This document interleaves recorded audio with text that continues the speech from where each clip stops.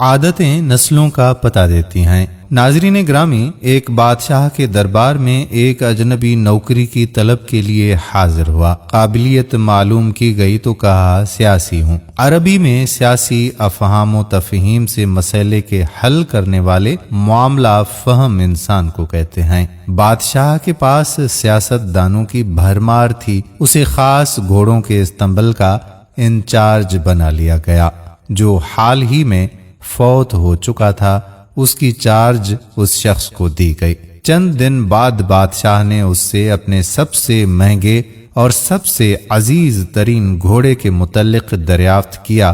اس نے کہا، بادشاہ سلامت، یہ نسلی نہیں ہے۔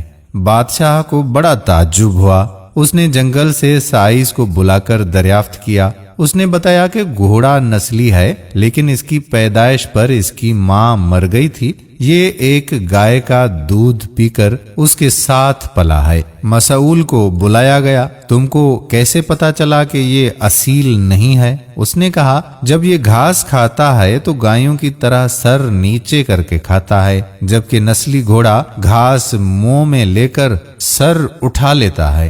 بادشاہ اس کی فراست سے بہت زیادہ متاثر ہوا۔ مسئول کے گھر اناج، گھی، بھنے دمبے اور پرندوں کا اعلیٰ گوشت بطور انعام بھجوا دیا۔ اس کے ساتھ ساتھ اسے ملکہ کے محل میں تعینات کر دیا گیا۔ چند دنوں کے بعد بادشاہ نے مصاحب سے بیگم کے بارے میں رائے مانگی۔ اس نے کہا کہ بادشاہ سلامت، طور و اعتبار تو ملکہ جیسے ہیں، لیکن شہزادی نہیں ہے۔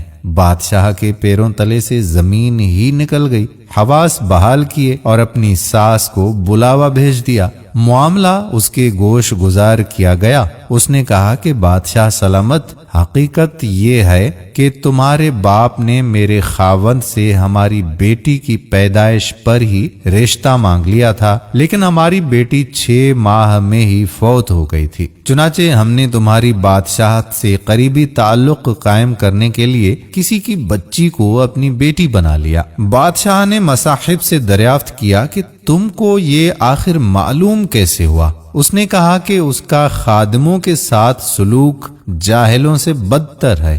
بادشاہ اس کی فراست سے خاصا متاثر ہوا۔ بہت سارا اناج، بھیڑ بکریاں بطور انعام اس کے گھر بھجوا دیے، ساتھ ہی اسے اپنے دربار میں متعین کر دیا۔ کچھ وقت گزرا، مصاحب کو بلایا، اپنے بارے میں دریافت کیا۔